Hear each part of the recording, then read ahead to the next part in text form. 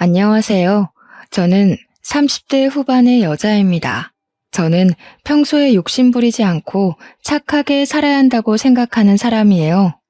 돌아가신 부모님이 그렇게 가르치셨고, 저도 한평생을 그런 생각으로 살아왔습니다. 그리고 그 생각이 옳다고 확신하게 된 사연이 있어서 오늘 들려드리고 싶습니다. 저는 부모님을 일찍 여의고 다른 형제도 없이 자랐습니다. 그 덕에 성인이 될 때까지 친척 집을 전전하며 다녔어요.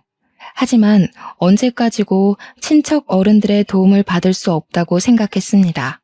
저는 경제적으로 자유로워졌으면 하고 바랐고, 다른 사람에게 의지하지 않고 저 혼자 힘으로 살아가고 싶었거든요. 저를 맡아주신 큰아버지 댁의 사정이 좋지 않아지던 것도 한몫했습니다. 큰아버지와 큰어머니는 저를 무척 아껴주셨고, 사촌 언니들도 저를 예뻐해줬지만 제가 군 식구라는 건 달라지지 않잖아요. 그래서 더 죄송했어요. 저를 돌봐주시느라 큰아버지 내외는 고생을 많이 하셨습니다. 그래서 고등학교를 졸업한 직후 독립하고 싶어 바로 취업 전선에 뛰어들었습니다. 아무것도 모르는 20살짜리가 좋은 회사를 만나는 건 참 어려운 일이었어요. 아무것도 모르고 들어간 첫 직장에서는 자기 잘난 줄만 알고 사람 무시하는 사수를 잘못 만나서 고생만 잔뜩 했습니다. 온갖 잡일을 시키다 못해 자기 일까지 떠넘기면서 저더러 일을 제대로 못하는 무능력자라고 바로 앞에서 면박을 주는 사람이었어요.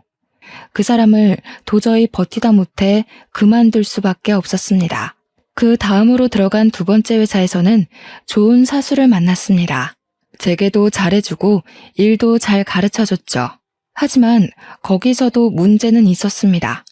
회사 자체의 경영 사정이 좋지 않아 어느 순간부터 월급을 제대로 받지 못했거든요. 월급이 다달이 밀리니 저의 생활도 어려워져서 그만둘 수밖에 없었습니다. 그렇게 세 번째 회사에 들어갔어요. 그 회사는 첫 번째 회사나 두 번째 회사와 달랐습니다. 못된 사수도 없었고 급여가 밀리지도 않았어요.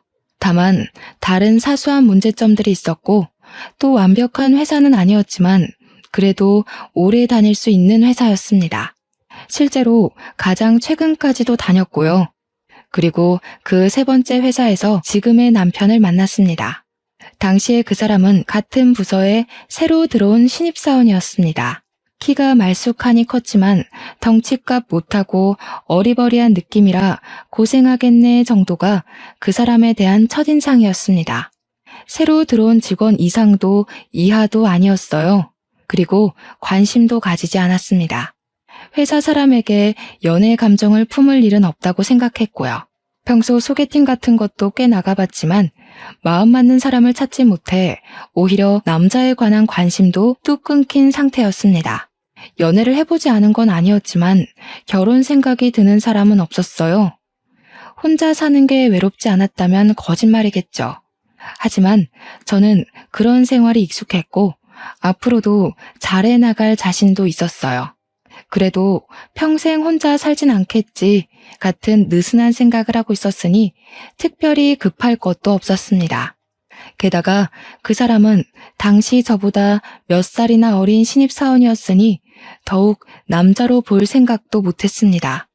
그 사람도 저에게 관심 없었고요. 더구나 그 사람과 저는 직급도 꽤 차이가 났습니다. 그랬으니 일 외에는 연관도 없었죠. 그렇다고 다른 접점을 만들 생각도 없었습니다. 회사 동료일 뿐이었어요. 딱 그 정도의 관계였습니다. 그러던 어느 날 저와 그 사람의 관계가 달라졌습니다. 그 사람이 들어온 후 회식이 있던 날이었어요. 신입사원 환영회를 겸한 회식이어서 그 사람은 자연스럽게 회식의 주인공처럼 돼버렸습니다. 회사에는 남 술 먹이기 좋아하는 사람들이 꽤 많았는데 안타깝게도 그 사람의 사수부터 시작해 주위에 있는 상사들이 죄다 그런 사람들이었습니다. 나쁜 사람들은 아니지만 술 마실 때는 피하고 싶은 사람들 말이에요. 그 사람은 그걸 알 리도 없었을 테고 또 알았다고 하더라도 피할 수 없었을 거예요. 그래서 주는 족족 받아 마시고 말았습니다. 제가 어느 순간 보니 그 사람이 벌써 테이블에 이마를 박은 채더라고요. 회식을 시작한 지 얼마 되지도 않았는데 몸을 가누지 못할 정도로 취한 걸 보자니 안쓰러운 마음이 드는 한편 좋은 생각이 떠올랐습니다. 마침 저는 회식을 그다지 좋아하지 않았고 그날은 특히 몸도 좋지 않았어요. 그래서 적당히 빠져나갈 생각을 하던 중에 그 사람이 보인 겁니다. 저는 그 사람을 데리고 밖으로 나왔어요. 아무래도 신입이 많이 취한 것 같으니 이대로 둘 수 없지 않으냐, 데려가서 택시를 태워보내겠다, 그런 말을 하면서요. 다른 사람들은 부어라 마셔라 하고 있기에 바빠서 제가 그 사람을 데려다 주든 말든 신경 쓰지 않는 것 같았습니다. 실제로도 그다지 신경 쓰지 않았을 테고요. 저는 술이 떡이 된 그 사람을 데리고 밖으로 나와 편의점으로 향했습니다. 편의점 바깥에 있는 의자에 대충 앉혀두고 숙취 해소제를 사서 들려주었어요. 그때까지도 그 사람은 딱히 정신을 차린 것 같지 않아 보였고 저는 택시를 불러 그 사람을 태워보냈습니다. 다행히 자기 집 주소를 부를 줄은 알더라고요. 그리고 그 다음부터 그 사람이 제 앞에 알짱대기 시작했습니다. 틈만 나면 말을 걸고 커피를 사주고 같이 식사하자고 하는 등 관심을 끌려는 게 분명해 보였어요. 거기에 태도는 어찌나 사근사근한지 봄바람이 따로 없었습니다. 하지만 저는 그 사람에게 관심이 없었고 애둘러 거절하고 최대한 무시했습니다. 그런데도 그 사람은 제 마음을 얻기 위해 끈질기게 굴었어요. 그 노력 덕에 저는 그 사람을 조금씩 마음에 담게 되었습니다. 그걸 안 그 사람도 더 열심히 제게 잘해줬고요.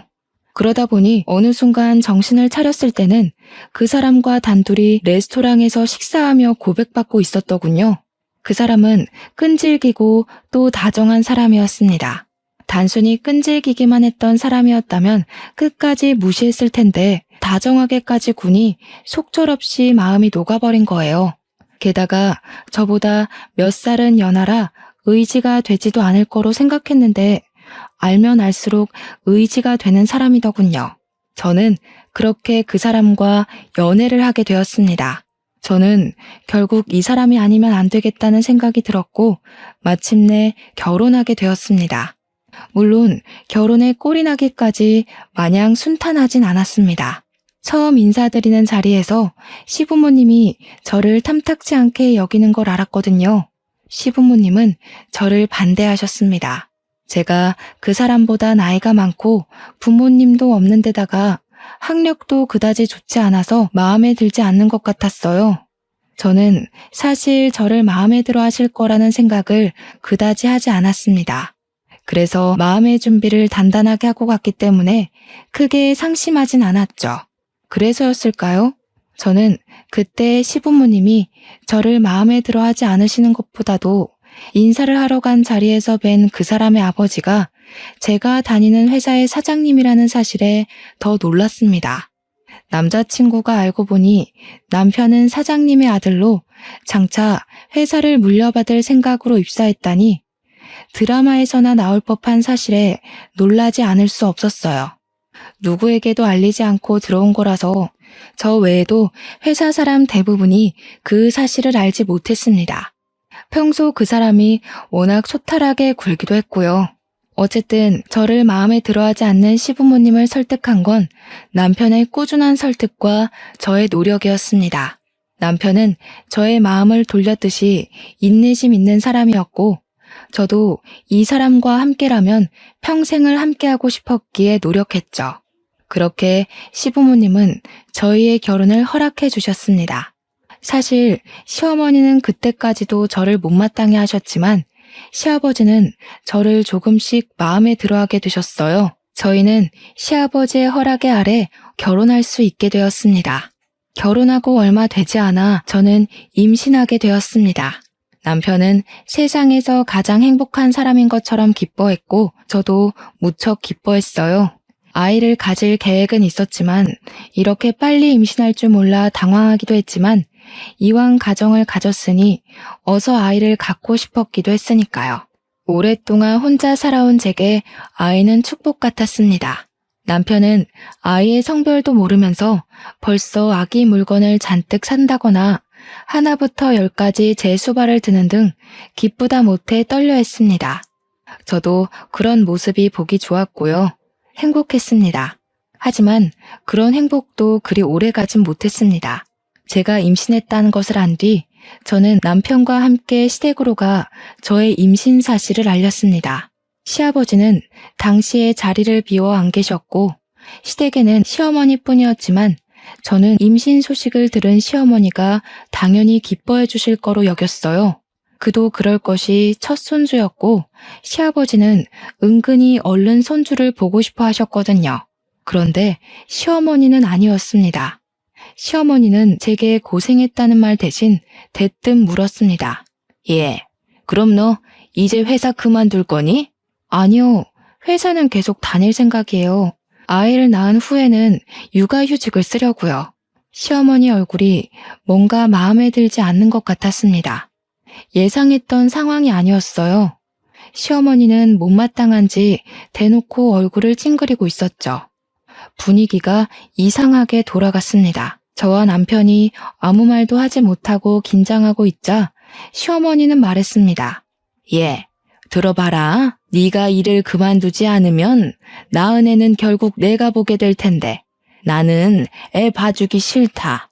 가뜩이나 나이 많은 며느리가 낳은 애잖니? 어머님, 무슨 말을 그렇게 하세요? 제 나이가 무슨 상관이에요? 무슨 상관이냐니? 몰라서 그래?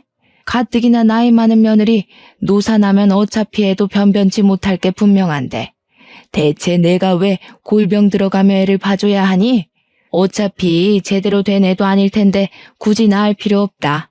그냥 지워버려. 아직 네 아버지는 모르시니 굳이 알릴 필요도 없다. 저는 시어머니의 그 충격적인 말에 순간 아무 말도 하지 못했습니다. 노산이라고 애를 지우라고 하다니요. 축하해주진 못할 망정 그런 얘기를 하는 것에 남편 역시 황당함에 바로 입 열지 못하다가 뒤늦게 그게 대체 무슨 말이냐고 시어머니에게 대들었죠. 시어머니는 남편의 반응에 오히려 역정을 냈습니다. 시끄러워. 기껏 너희를 위해 한 말인데 뭐가 그렇게 마음에 안 들어? 더 얘기하기 싫으니 나가. 길로 저와 남편은 시댁 밖으로 쫓겨났습니다. 저는 이 상황이 너무 이해가 가지 않았습니다. 게다가 서운하고 서럽다는 걸 토로할 친정엄마도 계시지 않아 더 그랬습니다. 남편은 어머니가 마음에도 없는 소리를 하신 것일 거라며 너무 마음에 담아두지 말라고 저를 달랬습니다. 하지만 정말 마음에 없는 소리를 하신 걸까요? 저는 알 수 없었습니다. 그래도 진심으로 말씀하신 거라고는 생각하고 싶지 않았어요. 차라리 저를 이전부터 마음에 들어 하지 않으셨으니 그냥 기분 나쁜 일이 있어서 공연히 제게 쏘아붙이신 거로 생각하고 싶었어요. 그로부터 며칠이 지났습니다. 저는 마음을 좀 가다듬었고 진정한 상태였어요. 언제까지고 마음에 품고 있어봤자 시어머니가 미워질 테고 아이의 태교에도 좋지 않을 거라는 생각이 들어 좋게 생각하려고 노력했습니다. 물론 아무리 빈말이라도 아이를 지우라는 충격적인 말은 쉽게 받아들이진 못했지만 시어머니도 많이 놀라서 그런 말씀을 하신 걸 거라고 애써 자신을 다독였어요. 게다가 뒤늦게 저의 임신 사실을 안 시아버지께서는 몹시 기뻐하셨기 때문에 마음이 달래졌어요. 시어머니가 저에게 하셨던 폭언은 말씀드리지 못했지만 시아버지가 기뻐하시니 괜찮다는 생각이 들었습니다. 하지만 저는 그걸 그냥 넘어가선 안 됐습니다. 저는 기분 전환을 할 겸 마침 친구들이 불러서 밖으로 나갔습니다. 결혼 이후 한동안 보지 못했던 친구들이라 한껏 즐거운 마음이 들었죠. 오랜만에 만난 친구들은 제 임신 사실을 듣더니 깜짝 놀라면서 축하해줬습니다.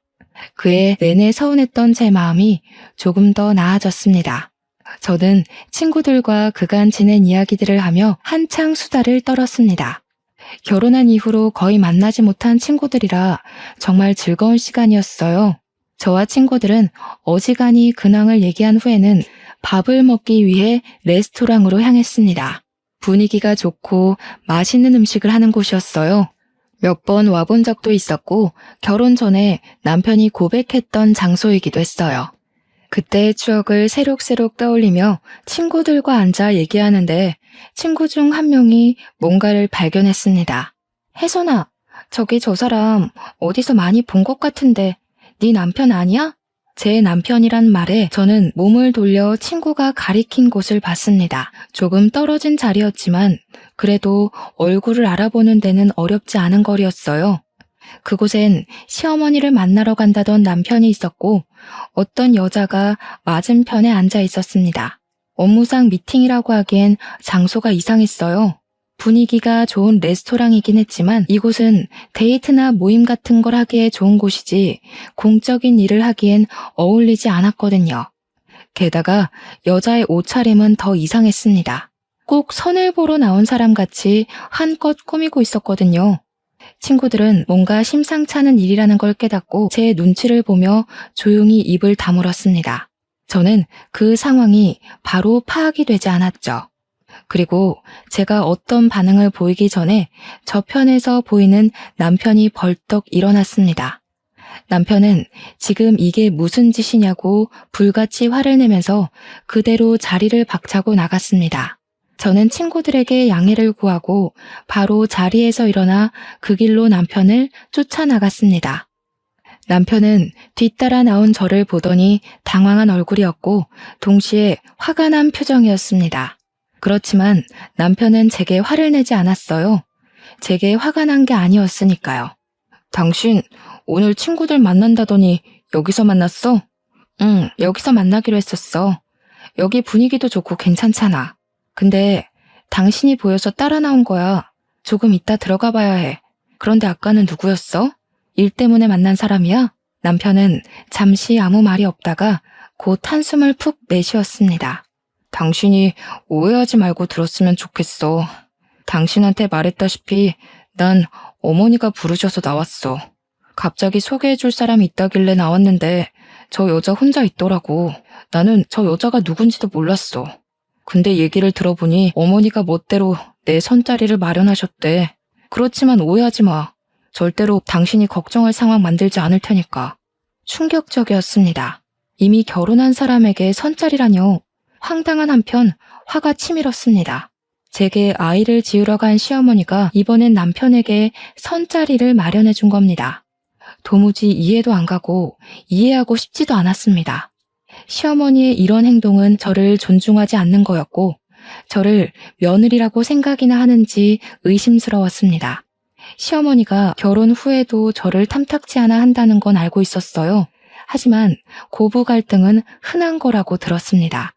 당장 제 친구들만 하더라도 시어머니와 사이가 처음부터 가깝지는 않았다고 했고 저는 천천히 시간을 들여 시어머니의 마음에 드는 며느리가 되고 싶었습니다.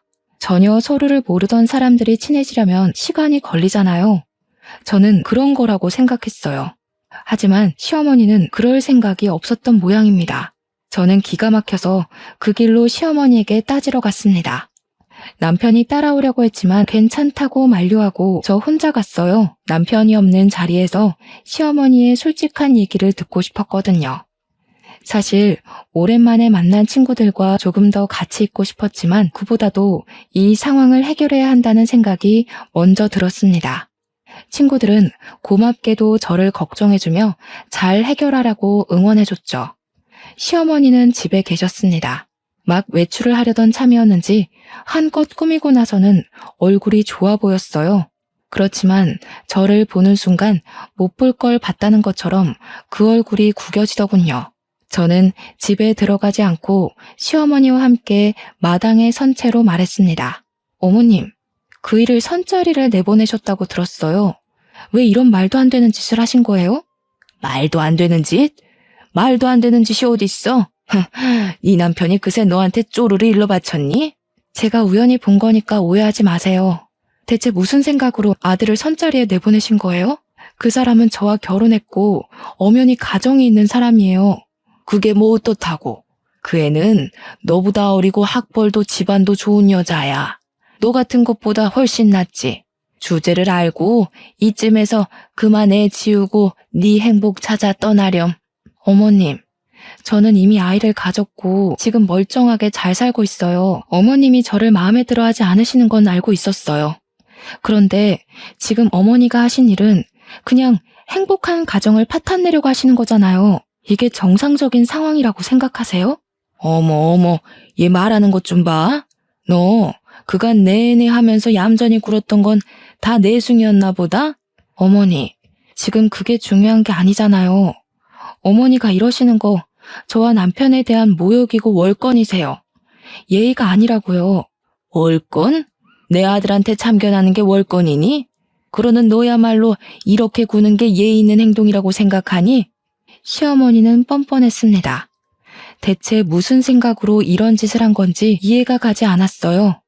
시어머니의 뻔뻔함에 저는 화가 나서 오히려 머릿속이 차갑게 식었습니다. 저는 최대한 이성적으로 말했어요.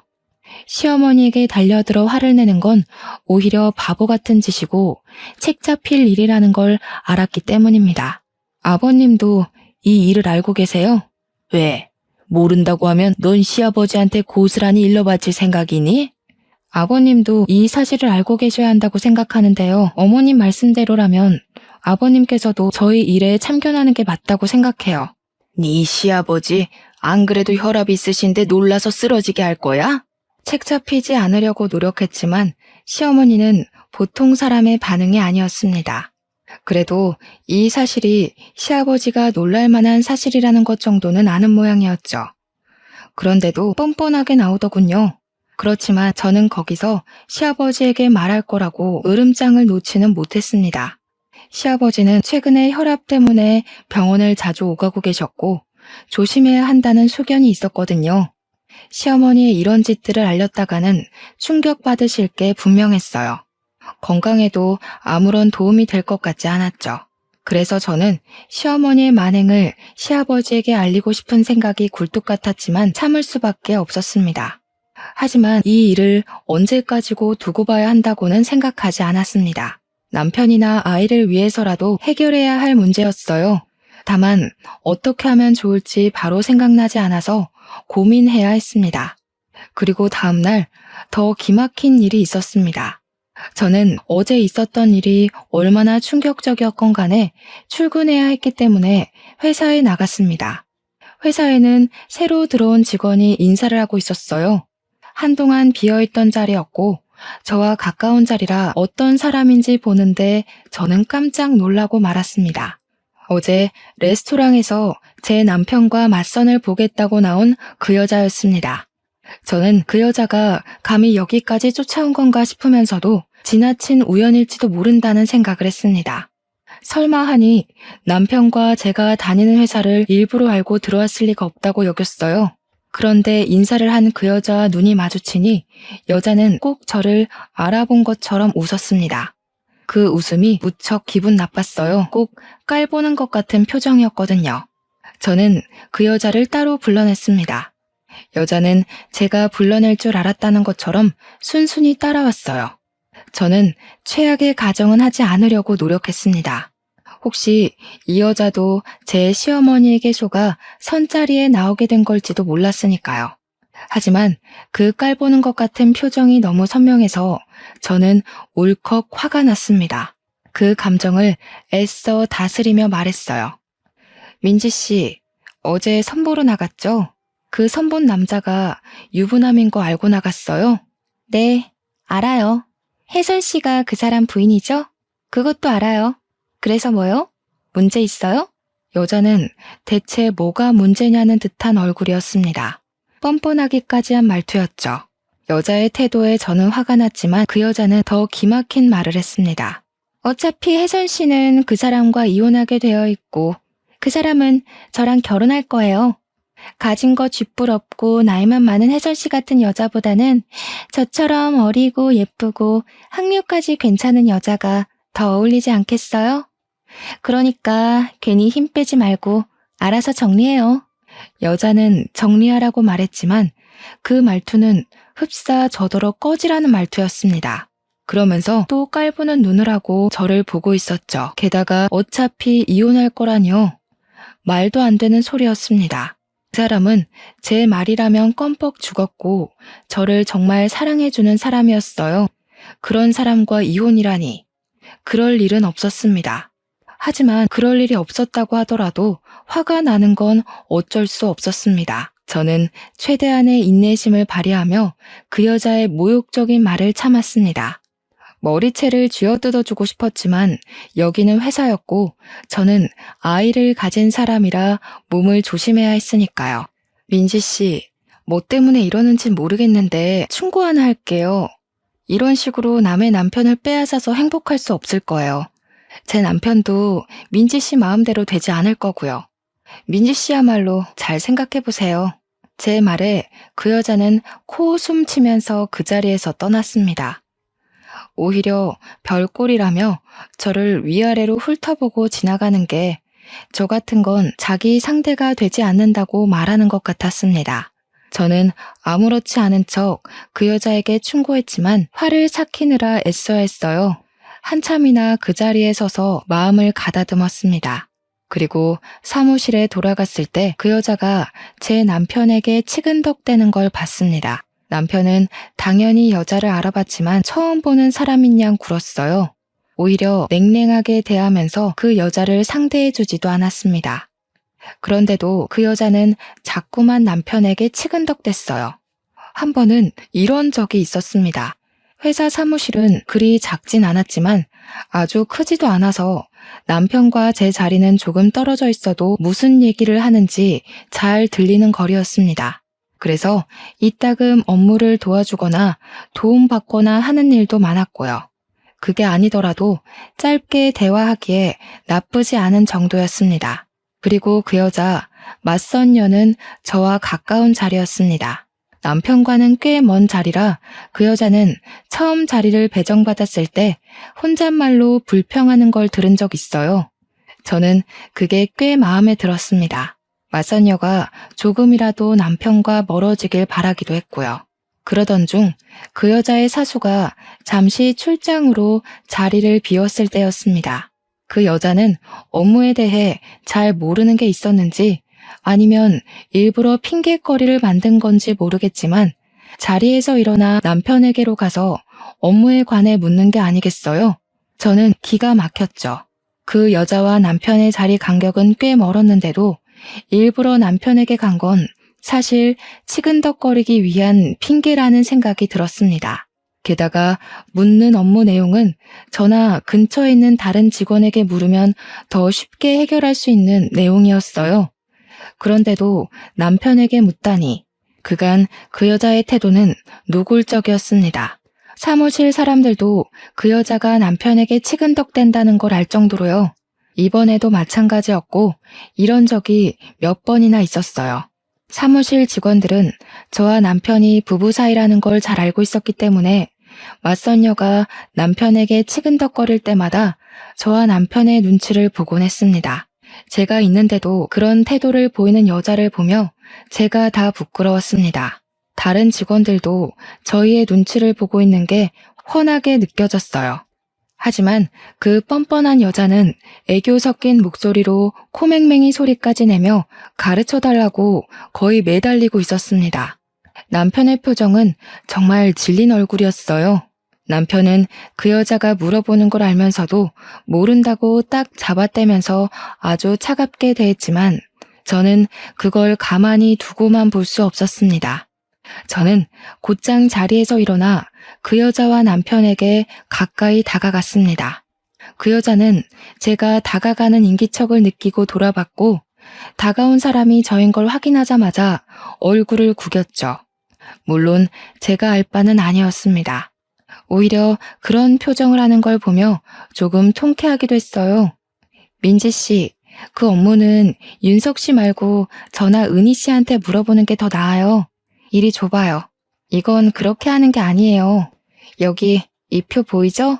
여기랑 비교하면서 봐야 해요. 저는 아무렇지도 않은 척 맞선녀가 가져간 서류를 보며 가르쳐주기 시작했습니다. 더는 질문할 내용도 없이 어린애가 이해할 수 있을 만큼 쉽게요. 그렇게 상세히 가르쳐주자 그 여자는 완전히 똥 씹은 표정이 되어 저는 고맙다는 말도 없이 획 돌아섰습니다.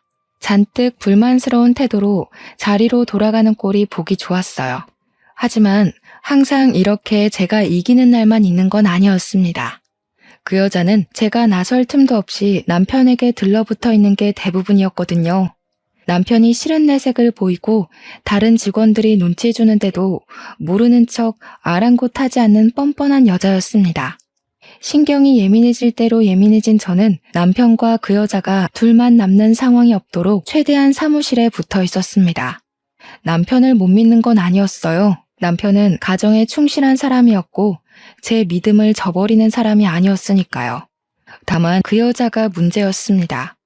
아무리 남편을 믿는다고 해도 그 여자가 남편에게 붙어있는 꼴은 정말 두고 볼 수 없었어요. 그 여자는 남편의 냉대에도 굴하지 않았습니다. 그걸 보며 저는 극심한 스트레스를 받았고 점점 지쳐갔어요. 그 여자가 정말 미웠습니다. 하지만 어쩔 도리가 없었어요. 그 여자는 남편에게 치근덕거리는 것 외엔 업무를 곧잘 해내서 회사에서 잘못한 적이 없었습니다. 그런 갑갑한 날들이 이어졌습니다.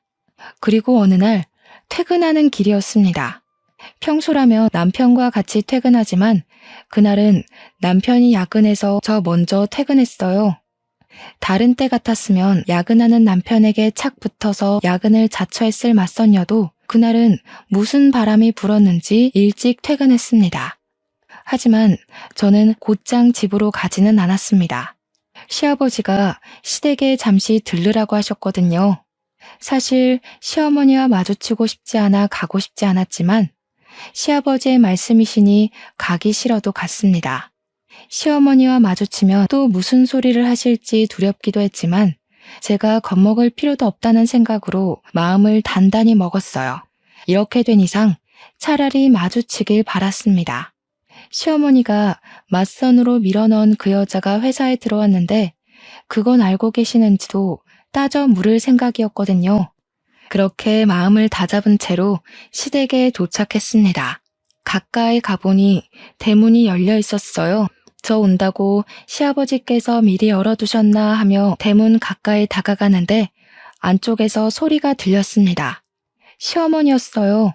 그런데 꼭 누군가와 얘기하는 것 같아 살그머니 안쪽을 들여다보니 그 맞선녀가 시어머니와 함께 마당 가운데의 대청마루에 사이좋게 앉아 있었습니다. 저는 깜짝 놀라서 안으로 들어가지 않고 몸을 숨겼습니다. 둘이 아는 사이라고 짐작하곤 있었지만 저렇게 사이 좋아 보일 줄은 몰랐습니다. 게다가 맞선녀가 찾아왔다는 것에 어이가 없어요. 여기가 어디라고 찾아온 건가 싶었죠. 저는 당장 튀어나가 맞선녀를 끌어내고 싶었지만 곧 시어머니와 맞선녀의 도란도란한 대화 소리가 들려왔습니다. 저는 무슨 생각에서인지 휴대폰의 녹음 기능을 켰어요. 엄마, 진짜야? 이제 진짜 이 집이 우리 집 되는 거야? 그 여자가 나간대? 나한테는 절대 안 나갈 것처럼 말하고 엄청나게 방해하던데? 당연히 여기가 이제 우리 집이지. 걔는 머지않아 떨어져 나갈 거야. 제깝게 버틴다고 해도 뭐 얼마나 버티겠어. 무조건 버티는 게 이기는 거야. 임신했는데 떨어져 나갈까? 애부터 어떻게 해야 하는 거 아니야? 그 여자 애 뗄 생각도 없어 보이던데? 엄마가 다 알아서 할게. 예쁜 우리 딸 이제 결혼해서 회사 물려받으면 그때부터 인생 활짝 필 거야. 걱정 말렴. 넌 윤석이 마음에 들기만 하면 돼. 여차하면 너도 그 애의 아이를 가지면 되지 않겠어? 윤석이는 책임감이 강해서 자기 애가 생기면 그냥 넘어가지 못할 거야. 맞선녀는 시어머니를 엄마라고 불렀습니다. 저는 상황이 바로 이해가 되지 않아서 멍하니 서 있었죠. 게다가 애부터 어떻게 해야 하는 거 아니냐니요. 엄연히 제가 있고 우리 두 사람의 아이를 뵀는데 맞선녀더러 그 이의 아이를 가지라뇨. 저는 그 끔찍한 말을 뱃속의 아이가 들었을까 무서웠습니다. 그 말에 시어머니가 알아서 다 한다는 말도 무서웠어요. 뭘 어떻게 할 셈이었던 걸까요? 알고 싶지도 않았습니다. 맞선녀와 시어머니의 말은 하나같이 끔찍했고 역겨운 말들이었습니다. 엄마, 그럼 이제 엄마도 아저씨 눈치 안 보고 나랑 살 수 있겠네? 너무 좋다. 얘는 아저씨가 아니라 아버님이라고 해. 그리고 나는 이제 어머님이라고 불러야지. 네가 아무리 내 딸이라지만 앞으로는 내 며느리 될 거 아니니? 손에 물 한 방울 안 묻히게 해줄 테니까 너만 잘하면 돼. 맞선녀는 시어머니의 말에 냉큼 어머님 하고 부르며 애교를 떨었습니다. 그런 모습과 맞선녀가 시어머니의 딸이라는 말에 저는 곧 떠올릴 수 있었어요. 남편에게서 들은 말이 있었거든요. 남편이 지금의 시어머니가 새어머니라고 했었습니다. 남편을 낳아주신 시어머니는 남편이 어릴 적에 돌아가셨다나 봐요. 그 후에 시아버지는 지금의 시어머니와 재혼하셨다고 했고요. 남편 말로는 시어머니에게는 다른 자식이 없었다고 했었어요. 그런데 갑자기 딸이라뇨? 혼란스러웠습니다. 게다가 아무리 친자식 아니라지만 아들과 자기 딸을 결혼시키려는 어머니라니 말도 안 되는 소리였어요. 그때 제 뒤에서 시아버지가 나타나셨습니다. 낚시하고 오셨는지 낚싯대를 가지고 오시던 시아버지는 제게 왜 문 앞에 서서 들어가지 않고 있느냐고 물으셨어요. 그리고 그 목소리를 안에서도 들은 모양이었습니다. 도란도란하던 시어머니와 맞선녀의 대화가 뚝 끊겼거든요. 저는 시침이 뚝 떼고서 방금 막 왔다고 말했습니다. 시아버지는 제게 오느라 고생했다며 다정하게 말씀하셨죠. 저는 시아버지와 함께 대문 안쪽 마당으로 들어섰습니다. 시어머니와 맞선녀는 아무렇지도 않게 시아버지를 반겼습니다. 같이 들어온 저는 안중에도 없고 본 척도 하지 않더군요. 인사를 바라지도 않았지만 어처구니가 없었습니다. 시아버지는 맞선녀를 보고 누구냐고 물었어요. 그간 어찌나 잘 숨겨온 모양인지 시아버지는 그 여자가 누구인지 모르시는 것 같았습니다. 작지 않은 회사라 새로 들어온 직원을 알아보지 못하는 것도 이해가 가기도 했고요. 친구 딸이에요. 예전부터 저를 어찌나 잘 따르는지 자기 엄마처럼 대한다니까요. 오늘은 갑자기 저를 보고 싶다고 이렇게 찾아왔네요. 예, 민지야, 인사드리렴. 그 여자는 시어머니의 말이 쑥스럽다는 것처럼 수줍게 웃으며 시아버지께 인사드렸습니다. 그 모습은 저를 그렇게 업신여기고 깔보던 여자라고는 생각할 수 없을 정도로 얌전한 규수처럼 보였어요. 기가 막혔죠. 그 여자가 그간 저에게 해온 것들이 있는데요.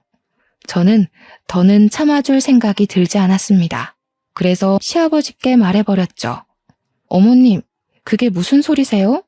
친구 딸이 아니라 어머님 딸이잖아요. 어떻게 어머님 딸을 남처럼 소개하세요?